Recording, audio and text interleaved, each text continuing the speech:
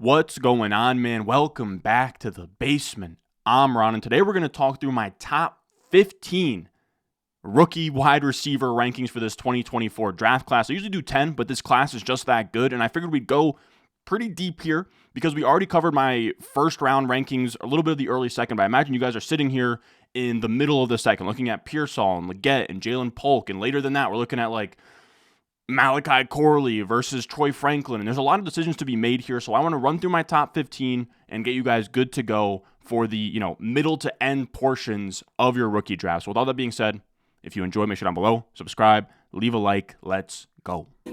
Stones, like this froze, ice cold, ice around my body like I'm frozen.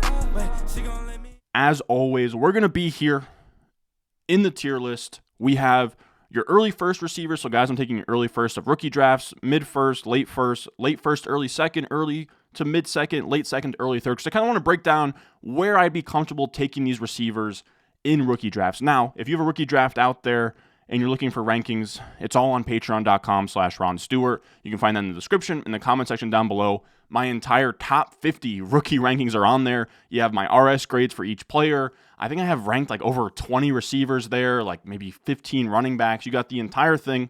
So you can go into your rookie drafts and dominate. On top of that, you get my entire top 200 or so Dynasty rankings as well if you have a startup coming up or if you just want to see how these rookies slate in the entire landscape. So with that being said, I will say, we're trying something a little bit different, and it might backfire. Okay, we talked through the first round, we talked through the early second, so I don't want to cover those guys too much.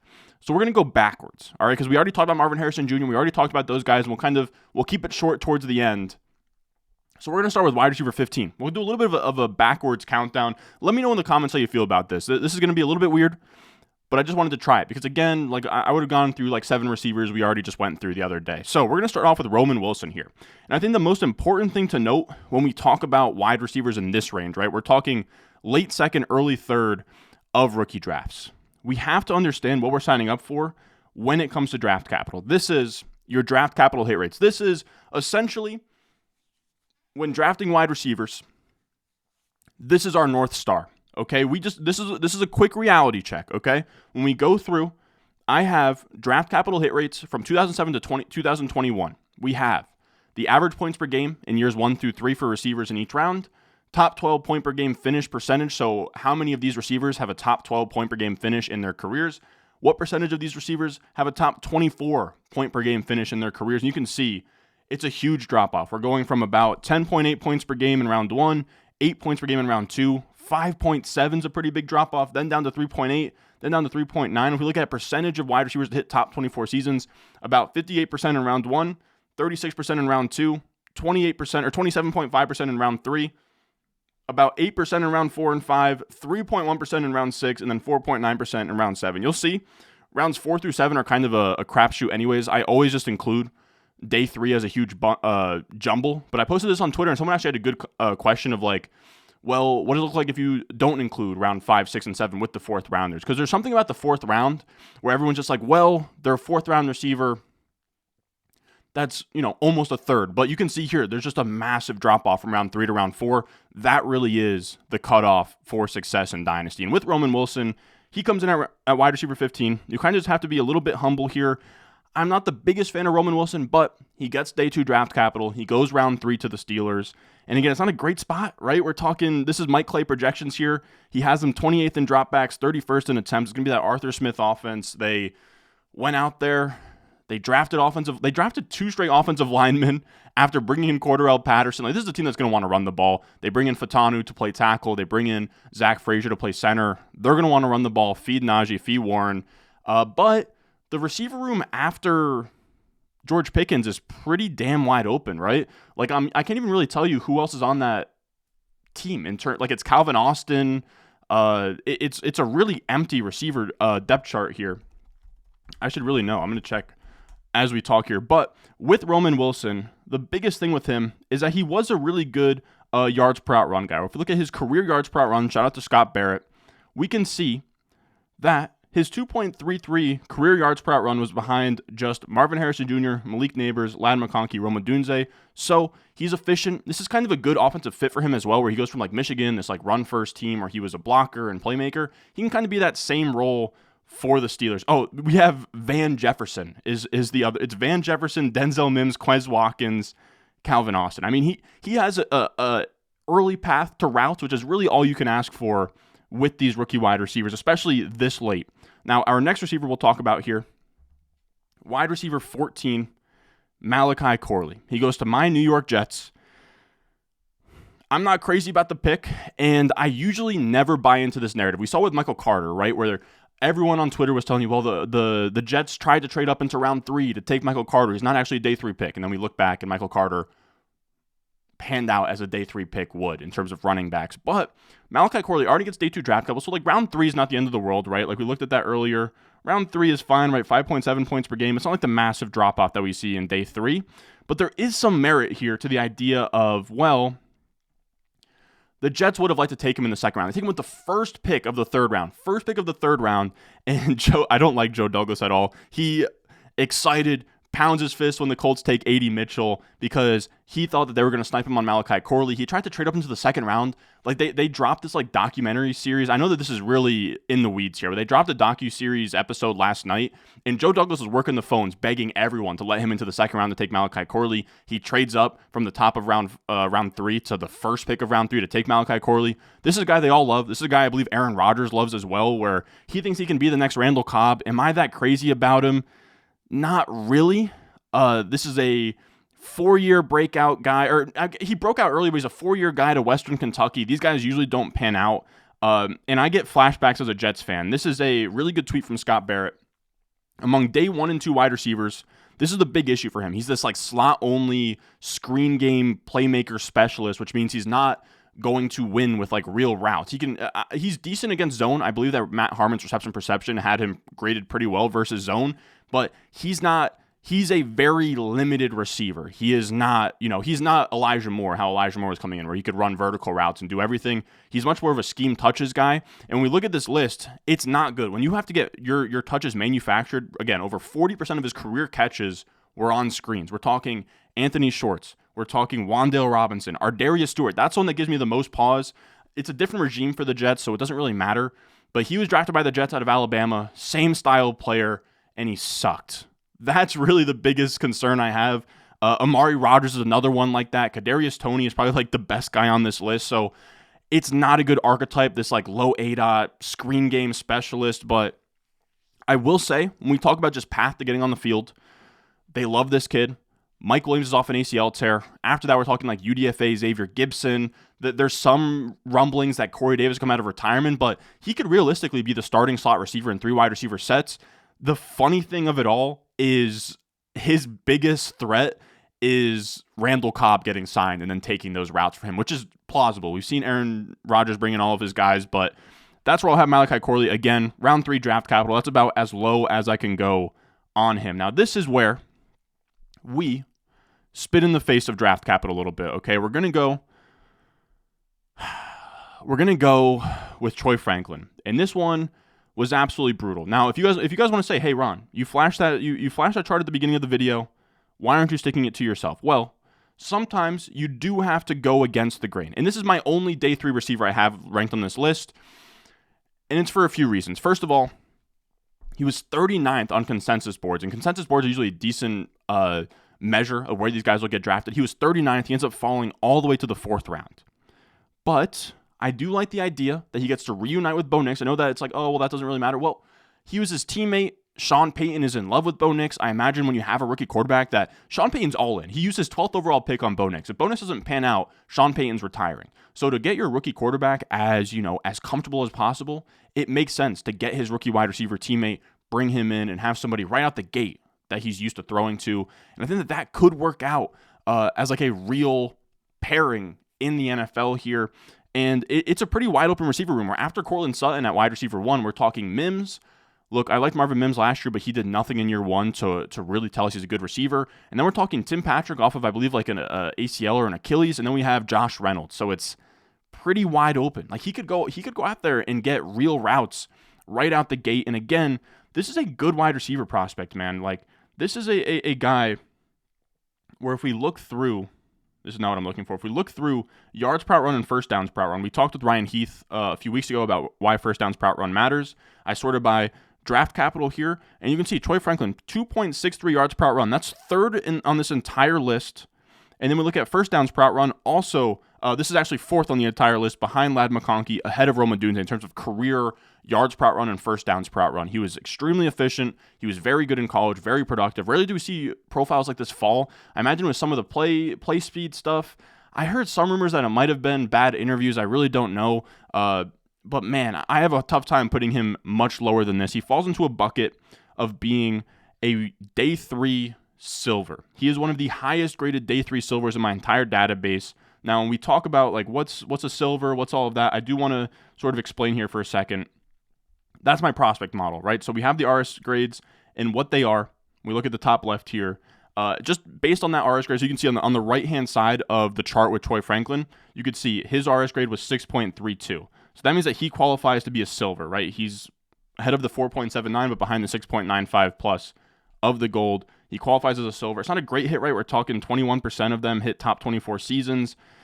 It's tough, right? We're talking the upside here is Stephon Diggs, Amon-Ra St. Brown, Antonio Brown, Pierre Garçon, and then it's a whole bunch of nothing. Like we're talking, he's in between Equinemius St. Brown and Tylan Wallace. So I 100% understand that this is a dart throw. It's not a high percentage shot, but so are your other round 3 wide receivers. Like if I did the same thing with round 3 silvers, which is what Corley and Roman Wilson come in as well, it wouldn't be a whole lot better. So I'm fine kind of planting my flag here and taking Troy Franklin. I know some people get even more way out over their skis and put Franklin, up here, and I've been taking him over some of like the round 2 guys, which I can't get there. This is where I'm comfortable taking Troy Franklin. Now after that, we have Jermaine Burton. He gets one of the juiciest landing spots of this entire class. We have Jermaine Burton cut off on the bottom there, but he comes in at wide receiver 12 for me. He goes to the Bengals, and that is such a sweet landing spot because 2 reasons. One,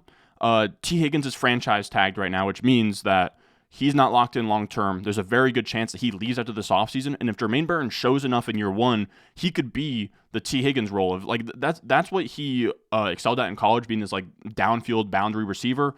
Very similar to a T. Higgins. I imagine in 3 wide receiver sets, we're going to see Jamar Chase kick inside a little bit more, which is interesting. And there's going to be plenty of opportunity for Jermaine Burton to pop. Like all we need is just a little bit. Just be a little bit efficient on those routes. Show something, because then once T. Higgins is out of there, we're cooking with heat. Because again, Mike Clay has these guys projected for first most dropbacks, first most attempts. So there's going to be plenty of volume to go around. Again, he doesn't need to smash. He just needs to show us a little bit of something. And then he also is one of these guys where I would say he fell to the 3rd round. He is a very talented receiver. Something with like off the field issues. I think that like the Georgia and Alabama staffs, he was at Georgia, transferred to Alabama. I think both staffs wasn't a big fan of his character or whatever, which is why he sort of fell. But him falling and still getting day 2 draft capital, as we talked about earlier, is massive. When we talk about reception perception with Matt Harmon, he looked really good, Jermaine Burton. He was among his rookie prospects on the site, top 3 in success rate versus man, success rate versus press coverage, which is huge for just like a perimeter wide receiver. He ran a lot of vertical routes. He won on pretty much every route besides the corner route. He looks really good. Perimeter receiver, pretty much that prototypical X field stretcher type guy. And in this range, I'm fine taking a swing on that. And he also has some good production to back that up where, look at early on in his career, this was his sophomore year at Georgia, which, by the way, this was Brock Bowers as a true freshman. 56 catches, 882 yards, and 13 touchdowns on this national championship team with multiple NFLers. Bonkers. But Jermaine Burton, in one less game played than Lad McConkey and A.D. Mitchell, actually outperformed all of them. He's one of the best receivers on this team in a room of nothing but NFL guys. I think George Pickens got hurt this season, but he was also in there. So that's impressive in its own right. Now, after that, we have, I believe, our next tier, which are guys that I'm fine taking anywhere from the early to the mid-second round. And with this guy being our wide receiver 11, looking a lot more like the mid-second. Like, Jalen Polk is, to me, this like last guy in a tier around this like 207 area that I'm fine taking. He's not super sexy. I believe when we did our wide receiver rankings video We did it, I think, like right after the combine. He actually was my wide receiver 11. Like him and Jalen McMillan were about tied. So this is where he ends up. He's not all that sexy, but he's still got great draft capital. He goes top 50. He goes 37th overall, which is about as good as you could ask for a wide receiver like Jalen Polk, who could have fallen to the third round. I had him actually behind guys like Jermaine Burton and Troy Franklin early on, but round 2 draft capital is huge. Now, he's a guy who's not going to pop in models, and for good reason. Because when we look at his production, not here, but his production, come on. Damn it. I don't have it on me as we speak. Oh, great. So now we can see all of my files. Hold on. Let me see if I can pull this up real quick. But the issue is that he was in the same offense as Jalen McMillan, as Rome Odunze for his entire career. So it's tough to expect him to, declare early or like really stand out because he has so much competition for targets. You can see here where in his, I believe that was in his first year, he actually didn't look terrible or I guess he did a little bit in his first year, hurt his second year, was the bottom of the totem pole in year 3, and then this past year when Washington was really good and made that run, he was wide receiver 2 in some metrics. This is receiving yards per team pass attempt. Other metrics, he'll be behind Jalen McMillan, but he was fighting for his life in a wide receiver room full of dogs. I want to say early on, I want to say that year 1, year 2 range is also when Puka Nacua was in this wide receiver room. So he, to me, gets a pass for not producing a ton. He won't be 23 until next April. So despite being a senior, he's only like a 22-year-old senior, which isn't bad. And he's gotten comps before. I think Matt Harmon's comped him to like Robert Woods, where he's this like contested catch guy, wins versus zone and reception perception. He goes second round, like I said. He goes to New England as well, where this is what Drake May excels at. He loves throwing these just, 50-50 balls and letting his receivers make a play. And that's what Jalen Polk excels at. And we love Drake May. If we love Drake May, then he has upside in this offense as one of his top receivers. There's no one else really here. You have Demario Douglas, who's going to play slot. You have Kendrick Bourne coming off an ACL. And then you have like Juju Smith-Schuster, I guess. Like he's going to be out there early on. He's going to run routes. And that's all you can really ask for when we're talking about these young receivers. Now, after that, we have our wide receiver 10 here. And that is going to be Xavier Legette. Now, Xavier Legette's a tough one for me to sort of wrestle with here because early on, I was really not a huge fan. I was not a huge fan. He gave me shades of Jonathan Mingo, but he gets that juicy first-round draft capital we talked about, and that is absolutely massive. Now, he is going to go to a Carolina offense that's like not that great, right? It's not all that sexy. And then he's also a guy where, when we talk about receiving yards per team pass attempt, which is just receiving yards divided by team pass attempt, it's kind of like yards per out run, but it's just how efficient are you within the context of your offense and how much production are you putting up. If you look at Xavier Legette, he's one of these guys where nothing through 4 years, and then year 5, he did pop off, but still barely flirting with that dotted line. So it's still not like, when you're a 5th-year guy, it needs to be like a Devontae Smith level last year break. I know he did it at Alabama, won a Heisman, but we've seen other guys do it at like smaller schools. I'm not saying Xavier Legette needed to win a Heisman, but production in year 5 needs to be graded on a curve, right? Because they're in their 5th year. They're older than everyone else. But Xavier Legette did give us a monster season, flirting with that dotted line, which is a good sign. Now, he is somebody where he absolutely was the entire offense. And that's good. That's good to us. Like, this is what we want to see, where South Carolina was not a good offense, and he was out there putting up 1,200 yards, 7 touchdowns, 71 catches. He was that passing offense. Now, like I said, I've comped him to John Mingo in the past, but I think that it's an unfair comparison. Now, it's important to note, John Mingo only played 4 years. Xavier Legette played 5 years. So we're comparing year 5 versus year 4. To me, once we get to senior year, I think that the difference is, marginal.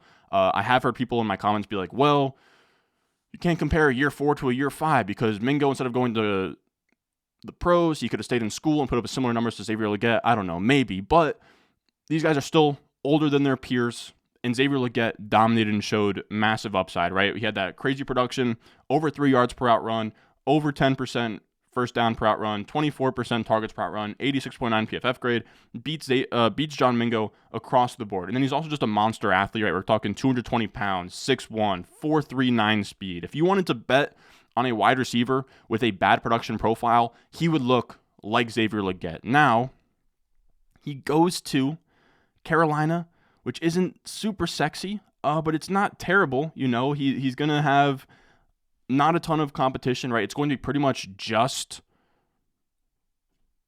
Deontay Johnson, and then you're like, I don't really trust it. Adam Thielen's going to be that good. Mingo looked like dust last year. JT Sanders and Tommy Tremble, like he could compete to be second on this team in targets, which is very exciting. Then when we look at Mike Clay's projections here, he actually has Xavier Legette at like a pretty reasonable spot where he's between Xavier Worthy and AD Mitchell, right? His year one projection is actually higher than Jermaine Burton. It's higher than Malachi Corley. Again, just under Xavier Worthy, just under Keon Coleman.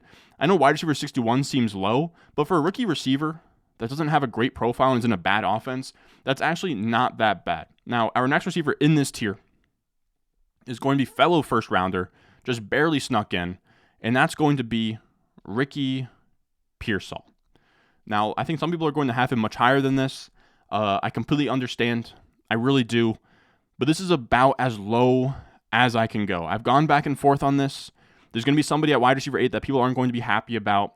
Or actually, we'll talk about them together because I think they kind of go hand in hand. It's a decision point that's similar to the decision point in this next year. But when we talk about AD Mitchell and we talk about Ricky Pearsall, it's tough for me because it's really about having conviction in the RS grades, what we believe in, production, the model, and I keep coming back to putting AD Mitchell ahead. And here's why. When we look at Ricky Pearsall, he falls into this bucket, and so does Xavier Legette. He falls into this bucket. He graded out as a silver in the RS grades, and he's a first-round pick. This is what we're looking at here. We are looking at Jahan Dotson, Tavon Austin, Anthony Gonzalez, Kevin White, Josh Doxson, Kadarius Toney, Brashad Perriman, and Philip Dorsett. Those are your silver first-round receivers. So when we talk about like bad profiles, guys who didn't pop off early, we saw it with the Xavier Legette chart, right? When we're talking about guys who didn't really do a ton of like production until their final year, you're not going to grade out well in production models. We want guys, again, like I'm only just comparing them against their peers here, right? Like when we look at, again, this chart, the guys who got drafted high, right? Like Marvin Harrison Jr. and Xavier Worthy, Malik Nabers, Odunze, all of them before year 4 hit the dotted line or had a damn good excuse for not doing so. Ricky Pearsall, it's a little bit tougher for me to string that all together. He's a 5th-year guy. He never hits the dotted line for production. But the reason that I have him ahead of Xavier Legette, and I have him at wide receiver 9, which I think the old me would have had him a little bit further down than this, is because he goes to the 49ers. Now, the issue with the 49ers is going to be low-volume passing offense, but it's not going to be the end of the world. This is what Mike Clay has him projected for. 32nd in dropbacks, 30th in attempts, but 9th in yards, 8th in touchdowns. I would fade the noise of like Ricky Pearsall is going to a low-volume passing offense. They're always low volume, but they're also always the most efficient in the NFL. So it's not a big deal. They're going to be top 10 in yards, top 10 in touchdowns. That will be fine. The issue is that we have Debo there. We have Ayuk there. We have Kittle there. We have CMC there. Now, could Debo or Ayuk get traded? Sure. Kittle, McCaffrey are both getting older. There's certainly paths to him playing, to him getting on the field. Kyle Shanahan probably has a plan in place for him. I do get some pause. Kyle Shanahan has drafted these guys in the past that he really, really likes, and it has worked out, right? We've seen Ayuk, we've seen Kittle, we've seen Debo, but we've also seen your Trey Sermons, and you've seen your Dante Pettis's, and you've seen a lot of guys, Trey Lance, that Joe Williams is another one. I believe that was out of BYU or Utah, one of the two. He has his guys that he really likes, and sometimes it's so focused on scheme fit that it's not enough on talent. I have a little bit of concerns of Ricky Pearsall being similar to Dante Pettis, where Shanahan really likes him, and then he plays in the NFL, and he's not good enough to be like meaningful in fantasy. But again, I still have him at wide receiver 9. I'm just saying that these are my concerns here. That Shanahan has done this before. He was probably overdrafted. Mike Clay also has him as the wide receiver 86, so him getting like targets out the gate is going to be a little bit tough. He'll probably be out there in 3 wide receiver sets, but they do love Jawan Jennings a ton. We did see, so Mike Clay has Debo and Ayuk as top 24 receivers, Kittle as tight end 7, CMC as RB1, and then like I said, Pearsall wide receiver 86. I think there's some upside there, right? Like Kittle has been banged up in the past, Debo's been banged up, McCaffrey could get hurt, so there's certainly paths to upside there. It's just, to me, I go back and forth with it, because again, the production profile is not great. The offense is great, but it is a little bit crowded. He is going to be 24 here this season, so that's like, in terms of like dynasty valuation of him ever being like a second-round startup pick, that's tough for me to see. So there's a lot of things that are kind of working against him for me. Now, if you want to say, Ron, screw all that, I do not care. I like Ricky Pearsall. He runs pretty routes.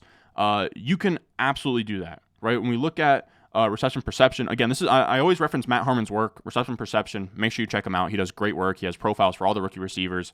And look, he's a stud. Reception perception absolutely loves him. He runs beautiful routes. He can play all over the formation. He can play slot. He can take handoffs. He looks like a really fun wide receiver. I just have a tough time putting him much higher than this. And then also, again, if you wanted to say, Ron, shut up, you can throw this back in my face and say, well, he was drafted in the first round. I don't care that he's a silver in your RS grade. Screw your RS grades. He was drafted in the first round. I like him higher than A.D. Mitchell, and that's completely fine. Now, the reason that I like A.D. Mitchell a ton is because he grades out well. He grades out as a gold. He is the lowest ranked gold on this entire list. Now, when we talk about A.D. Mitchell in the landing spot, I think it's a little bit overblown, him going to the Colts. Mike Clay has him projected for 31st in dropbacks, 29th in attempts. I know that's not great, and I get why people are scared because it's going to be a run-first offense, but there's a part of me that thinks they drafted Anthony Richardson, yes, because he's a great rusher, but also because he has incredible arm talent. He made some throws last year in just 4 games that are absolutely bonkers.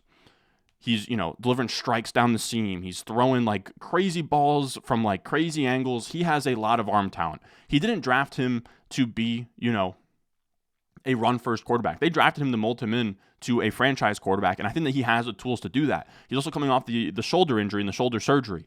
I don't think they're going to build the entire offense out of zone read and have Anthony Richardson run the ball for 1,000+ yards because they realize that's not sustainable. I think that they keep throwing assets at receiver, right? We've now seen them take Josh Downs. We've seen them take Alec Pierce. We've seen them take A.D. Mitchell now. They keep throwing darts on day 2. Michael Pittman Jr. before that. They keep throwing darts. They keep adding to the passing game. And I think that's because Shane Steichen knows what wins in the NFL. He wants to create a passing offense. Now, I'm not saying that they'll ever be top 10 in dropbacks, but the idea that this is going to be forever, like a 30-second dropback team. I know Mike Clay hasn't projected for that. I love Mike Clay's projection, but I do think that there is some value here for them to be a little bit better than that. Maybe not right away, but maybe in a year or two, right, as Anthony Richardson progresses. Because I think we've seen Shane Steichen with Jalen Hurts, right, where he develops Jalen Hurts. Jalen Hurts takes a step forward as a passer, and then boom, all of a sudden, Devonta Smith is producing. A.J. Brown is producing. To me, I don't hate the idea that Michael Pittman could be like A.J. Brown, and then A.D. Mitchell could be like Devontae Smith, right, in that final year with Shane Steichen on that Hurts team, and that would be just fine for A.D. Mitchell. That would be a huge win if he could be like a wide receiver 2,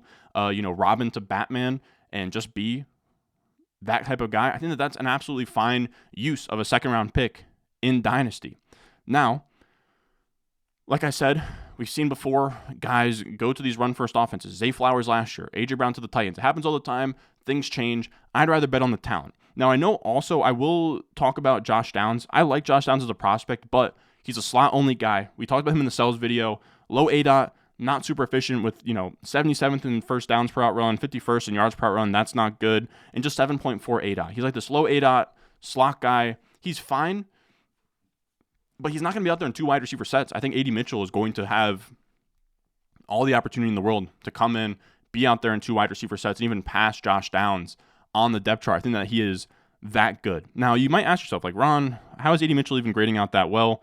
We look at his receiving yards per team pass attempt. He actually never hits the dotted line. So how is he that much better than Ricky Pearsall? Well, here's what the model likes. First of all, he is 21. He's going to be just 21 in his first year. That's huge. So he's young. He declared early. And then he's also super athletic. He is the 5th of 3,402 wide receivers in the RAS database in terms of athleticism. 5th all-time among receivers. He's 6'2", 205 pounds, 4.3 speed, jumps out the gym. And then his yards per run and his production aren't good, but you have to remember as well, he played at Georgia, right? We looked at those stats before with Jermaine Burton. He was behind Jermaine Burton, Ladd McConkey, Brock Bowers, George Pickens. They also had Darnell Washington. They had James Cook. Like, they had nothing but weapons. They recruited well. And then he goes to Texas, where they are going to have, they have Jonathan Brooks out the backfield. They have J.T. Sanders. They have Xavier Worthy. They have, I think, Jordan Whittington was even an NFL guy out of Texas. They have a ton of dudes there. So maybe Jonte Cook as well. They had a lot of guys on this Texas team, so he's never been in a wide open depth chart. And Scott Barrett is someone that actually put out a thread the other day of this wide receiver class being overrated, because usually the threshold is you want guys who have a career yards per out run of over 2 yards per out run.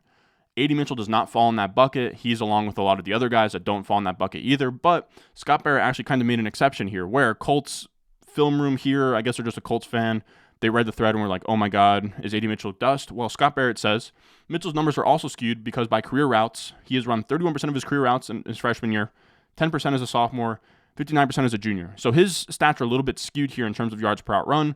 For his freshman year, he was on a stacked Georgia team. Freshmen typically struggle, and his freshman season was a much higher percentage of career routes than for anyone else. So he was on the field a ton as a freshman, which is going to water down his yards per out run, because it's tough to be efficient as a freshman on a Georgia offense. Then you have year 2. Ran only 14 routes through 14 weeks dealing with an injury. Then junior year, 59%, tough target competition, adjusted to a new offense. So he transfers to a new offense. He's there next to Xavier Worthy. It's going to be tough to be all that efficient there. So I'm fine building in these excuses for him, because I really do love the upside here, where when we look at reception perception and we see what Matt Harmon said about him, he is the prototypical X receiver, which for me, my ears perk up when I hear that. A guy that can just play on the boundary, play X, be the number 1 receiver on an offense, and do big boy stuff. So he was 84th percentile versus man, 83rd percentile versus press, which is really great for a perimeter receiver.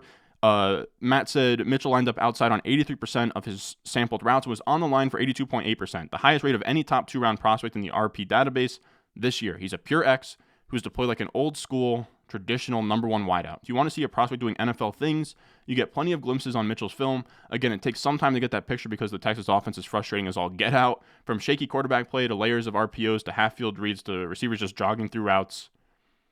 It's a branch off the tree of collegiate offenses I don't particularly enjoy. However, when you see Mitchell in isolation, there are plenty of NFL receiver duties on his resume. So he's NFL ready. He does NFL things. He wins on the outside. He's an X receiver.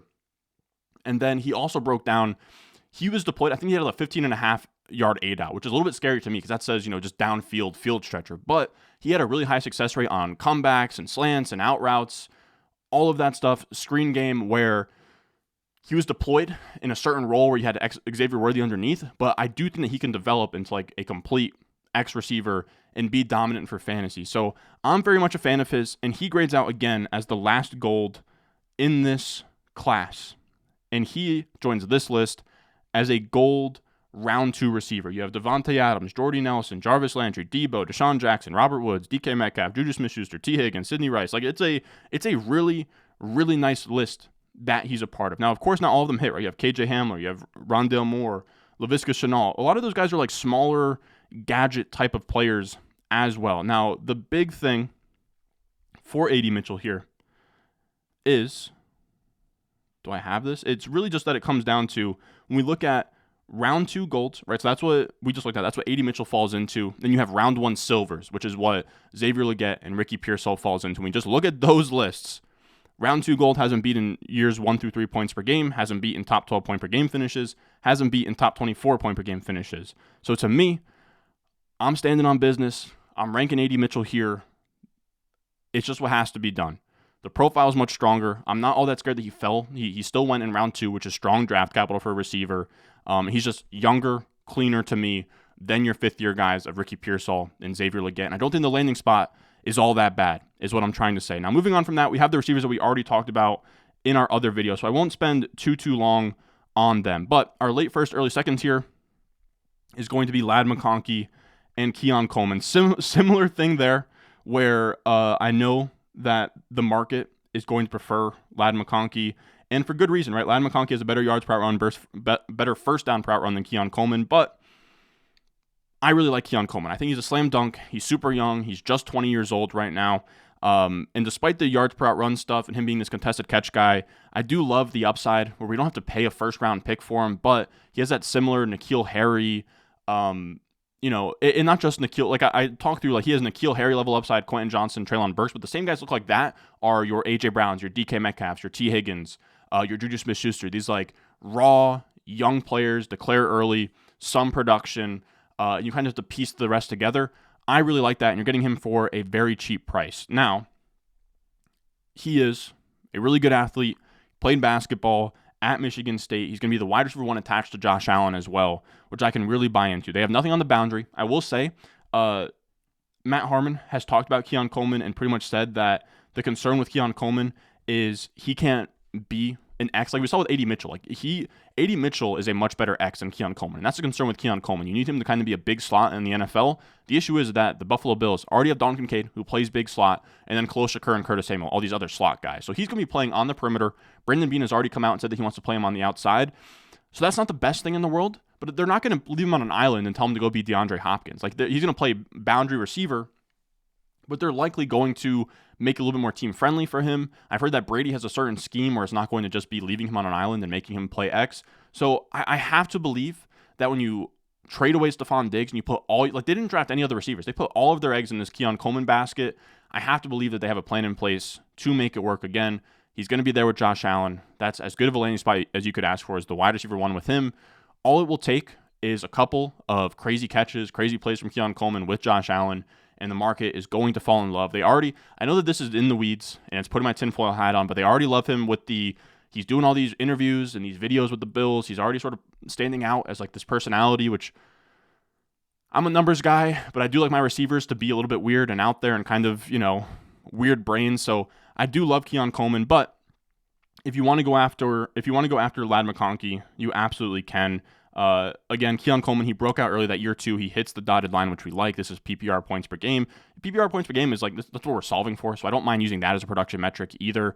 But that's the thing. He broke out early. He produced. He also did next to Jaden Reed. That year two number there was in an offense next to Jaden Reed, who we already saw be great. And then he transfers to Florida State. He looks good. They trusted him to do punt returns as well as a wide receiver. So I just like him. He's a very dynamic player. He just looks like a playmaker, and he'll figure out the rest later. So Keon Coleman, I am very big on. But again, if you wanted to have Ladd McConkey over him, you absolutely can, right? Ladd McConkey on a per route basis has been an absolute stud. The thing that sort of calls me off of it, I know that he's been in the Georgia offense too, but we're talking through 4 years, never had even interesting, overall production. But again, per route, he was really good. He dealt with injuries. He was, competing with Brock Bowers, all those guys all the time. And he has a trump card where he can get separation. He can run routes right out the gate, hit the ground running like your Jordan Addisons of the world, and just be a really good receiver for Justin Herbert on day one. They have nothing else there. Quentin Johnston, we already saw last year, he can't play. Josh Palmer's a fine X.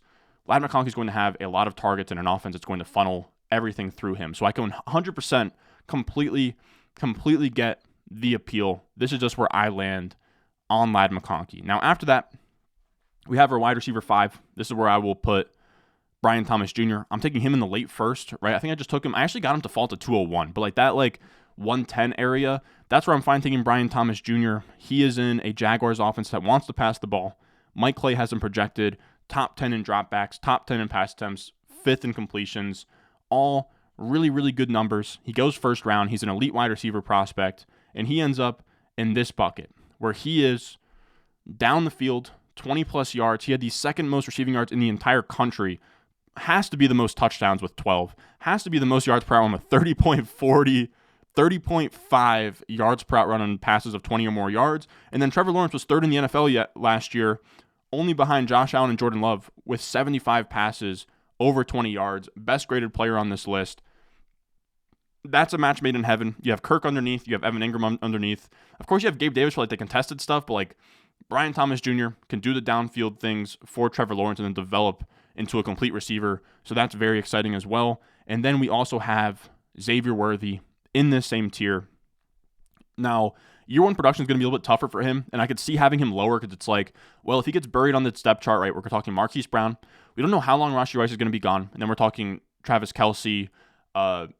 It's a little bit crowded, right? But, if Rashee Rice is out early on, Xavier Worthy could just come in and just kind of not take his job, you know what I mean? But pop early, cement himself in this offense, and then have a role moving forward. So that's a fun idea. But regardless, Andy Reid and them, they traded up for him. He's going to be married with Pat Mahomes, which is beautiful.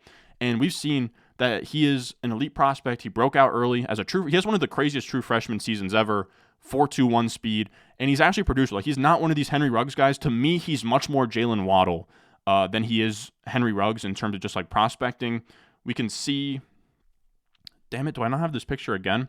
Hold on. But my good friend, Dynasty IM, has a Dynasty IM on Twitter had a stat where he said Xavier Worthy has, in terms of his wide receivers in his database, drafted first round, it's him and it's Calvin Ridley in terms of receivers with a 25% or better target share in each of their 3 seasons. So that's absolutely huge. He commands targets. He's a playmaker. He's super fast. He can do special teams. He can take handoffs. He can go down the field, short areas.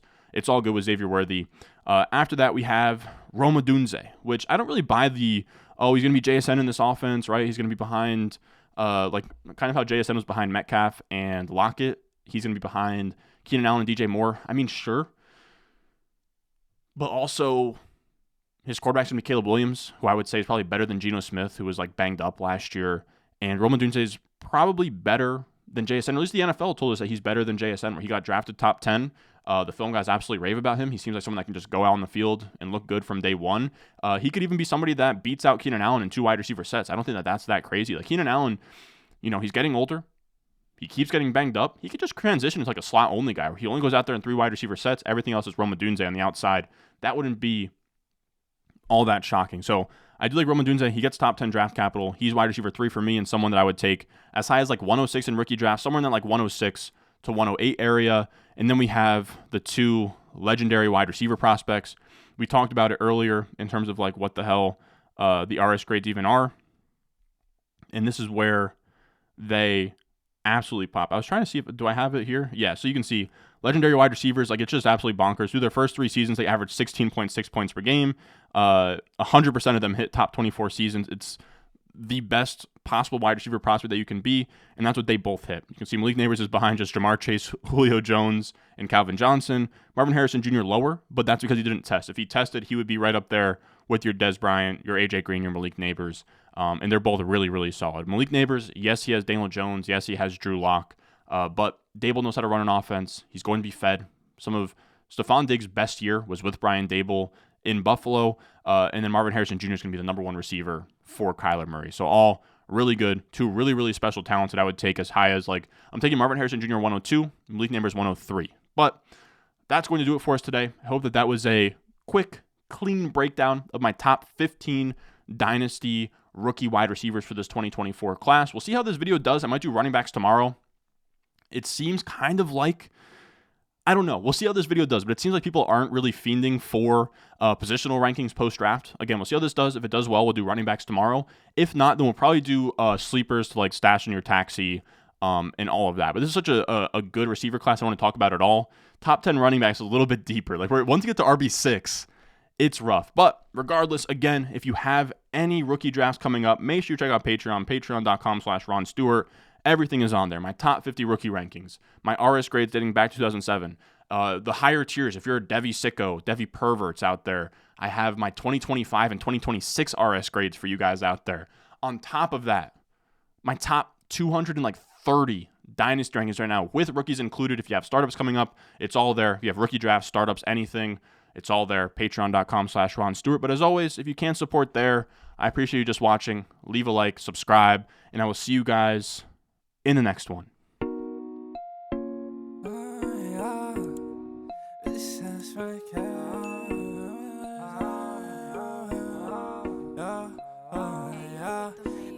Stones, like this froze, ice cold, ice around my body like I'm frozen.